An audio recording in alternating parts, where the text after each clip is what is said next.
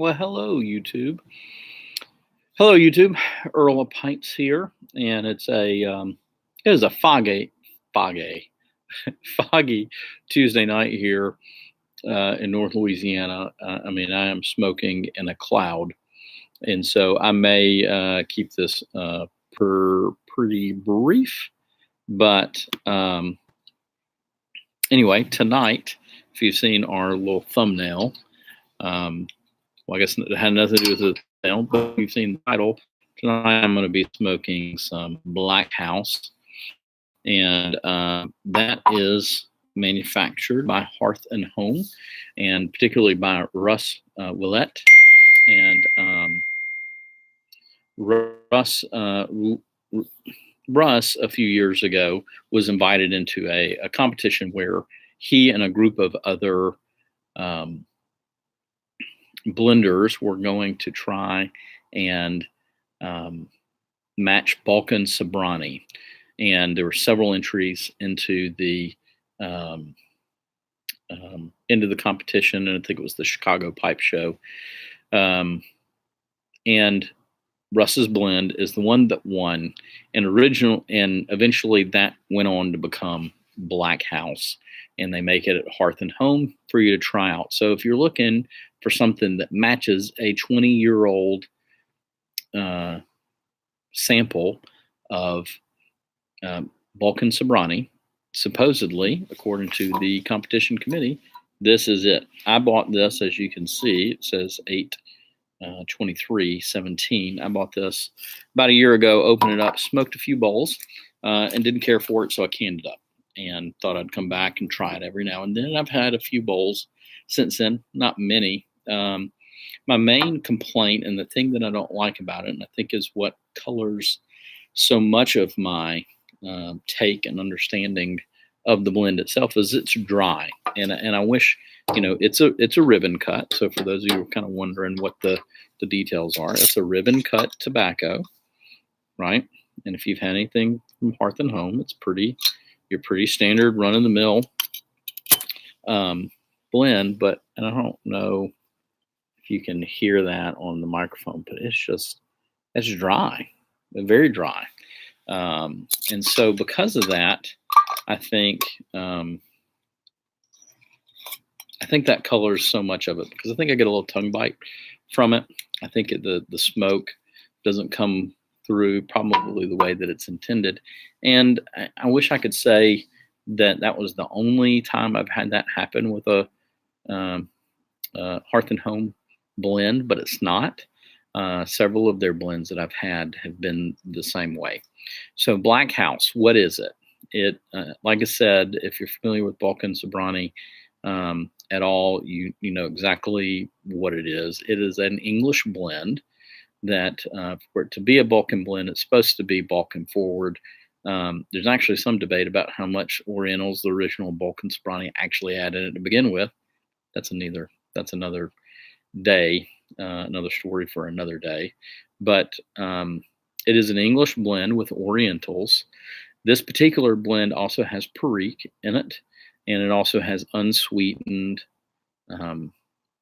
Black Cavendish in it as well. And Russ added both of those components, or at least it's mentioned in the write-up of Pipes and Cigars, as those being added to simulate the age of the sample that he was trying to match, which again was like a 23-year-old sample. So this is a blend that is trying to match the taste of a 20-year-old tobacco.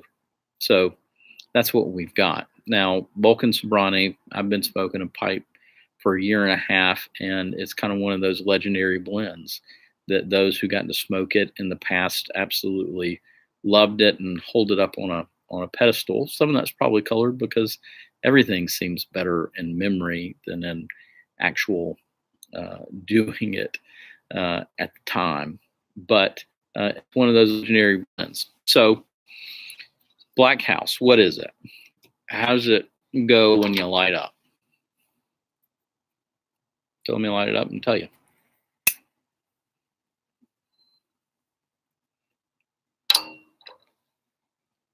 Like most English blends, you get a nice good bit of Latakia.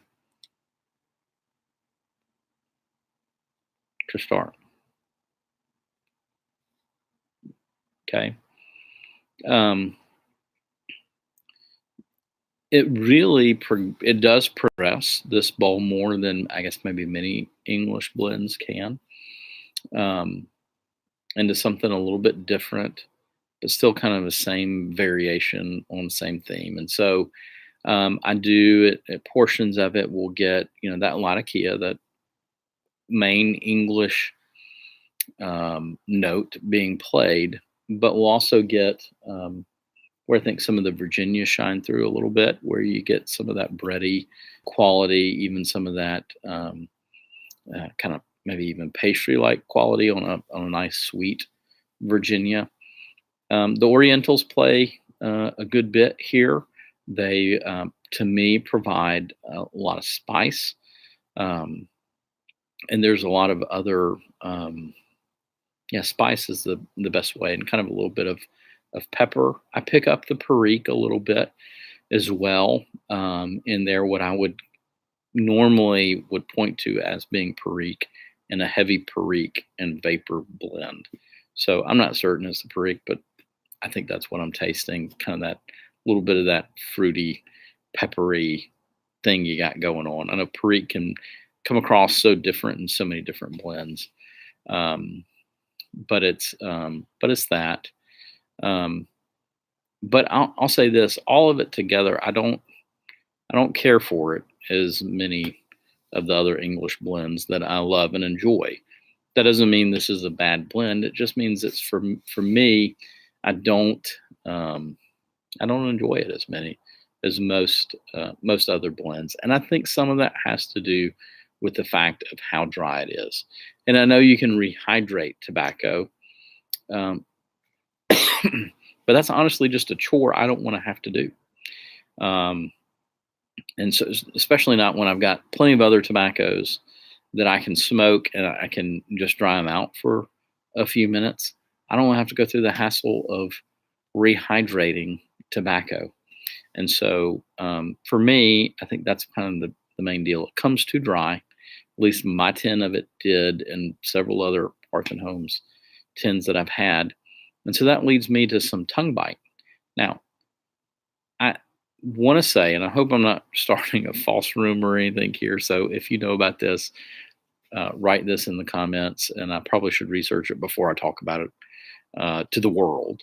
But I want to say I read somewhere recently that Hearth and Home had switched manufacturers, or maybe that was just Seattle Pipe Club had switched manufacturers and moved to Sutliff and away from Hearth and Home. I don't know, but and maybe I just got a bad batch. So this isn't a blend I would steer you away from, because it's not like it tastes bad. It just bites my tongue. You may have a different experience of it. The tins that you've received may not have come as dry as mine, but mine was dry. I mean, it's yeah, bad dry. So, um, so that's my take on Hearth and Home. And for those of you who've stuck around for that, that's my deal.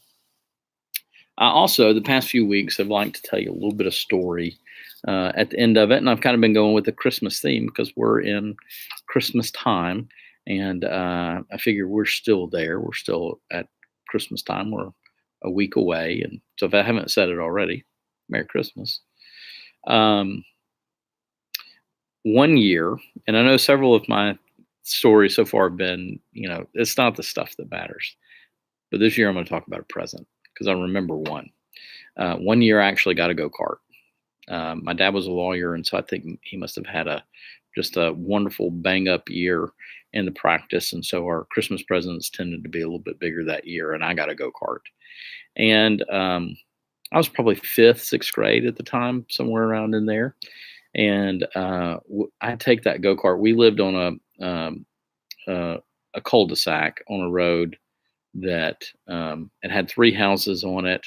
It's kind of off of another neighborhood road, so we're kind of in the back there. We don't get much traffic, and it's kind of in a little sleepy patch of our town anyway.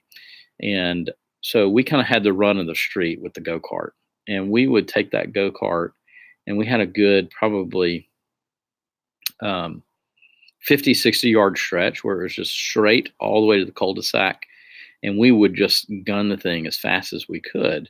And our street at the time had kind of a base layer of pavement, and then there was kind of this layer of kind of just rough little gravel on top of it. So it wasn't a hard biting pavement, so to speak. And so we would go flying down. We'd get to the end of the cul-de-sac. We'd hit the brakes, turn the wheel as hard as we can, and we'd do a fishtail in it. And then we'd gun it, and we'd come flying back down the other side, and we'd do the same thing right before we got to our driveway. And we would just do that over and over and over and over again. And we always seemed to do it turning right. So we didn't ever do it when we were turning left. And so within 2 days, Christmas Day and the day after, within 2 days of that, we popped the back tire on the right side, because it was the one that was bearing all the brunt of the turning.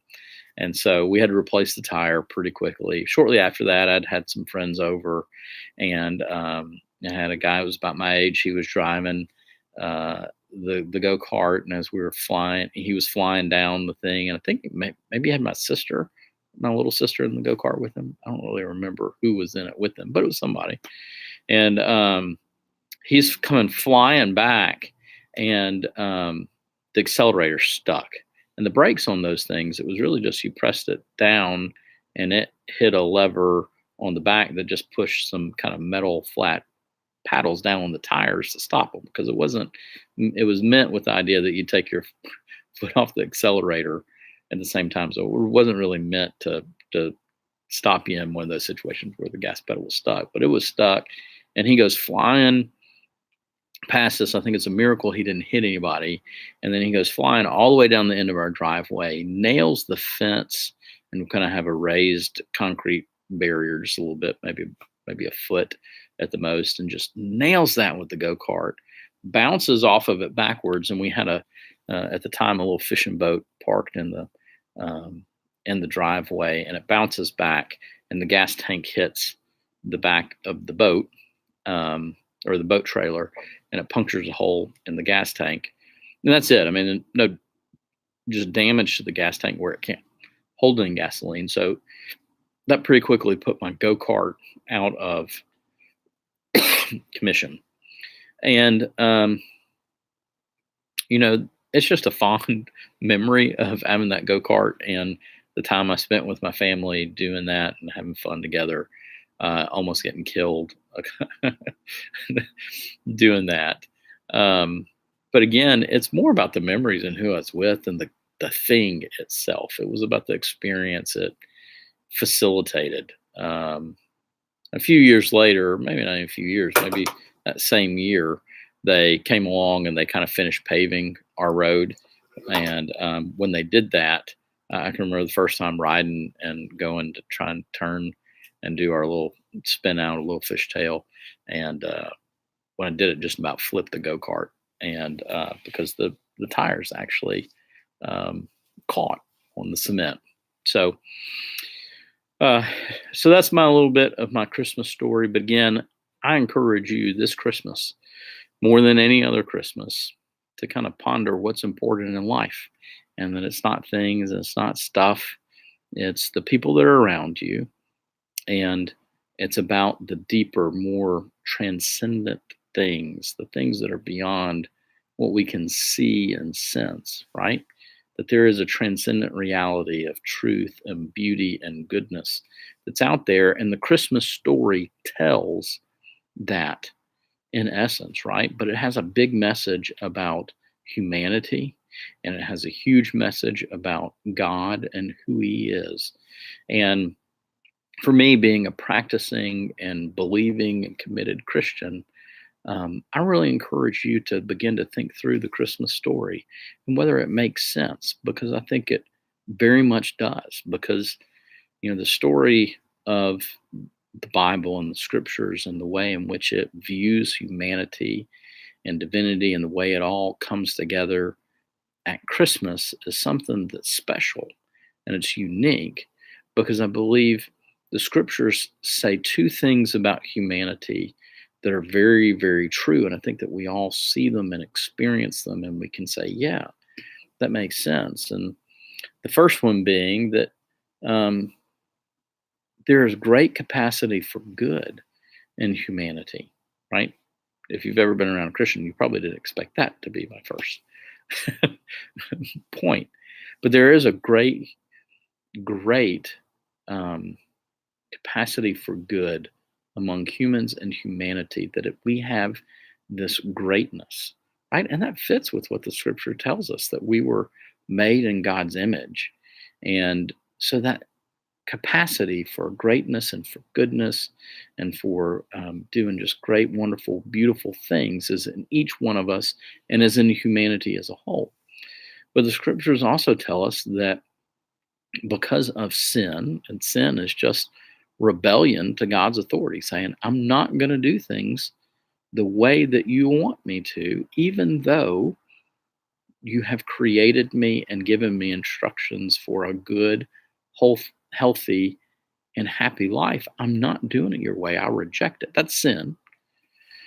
But because of that sin, that image has been marred, and it's been marred in each one of us, so that in humanity and in each individual human, not only is there capacity for greatness, but there's capacity for great evil and wickedness. And when you look around the world, I think you see both of those things played out, in that in humanity, you see some just beautiful, great things that are going on, but you see so much depravity, evil, and wickedness from the same humanity. And so, to me, the Christmas story is wonderful because it affirms both of those things in saying that God wasn't satisfied with that anymore. And so he took on, by sending his son, right? So we're talking Father, Son, Holy Spirit, the Trinity. That's a big mystery. We'll talk about that some other time. But his own son came and took on human flesh and was a babe in a cradle. And that's what we celebrate, that God came to dwell with us, so that ultimately the end of the story is that through Jesus's death and resurrection, crucifixion, death, resurrection, and ascension, and the working of the Holy Spirit in all of us, could begin to make us into his image again, so that death, sin, and pain go away and no longer are a part of our lives and experience. This is in the world to come, not today, right? And that our capacity for greatness, and that we are made in his image, and that we lovingly worship, obey him, and glorify him, and execute his will in a perfect way in a future world, is what we all long for, and is what Christmas is about. God coming to bring his kingdom and to save his people and to restore our capacity for greatness and to restore our relationship with him. So I encourage you to ponder those things this Christmas, how the Christmas story makes sense of everything. With that, it's the Earl of Pipes. I hope y'all have a good and wonderful Christmas. I will record on Thursday night, probably do another live stream. And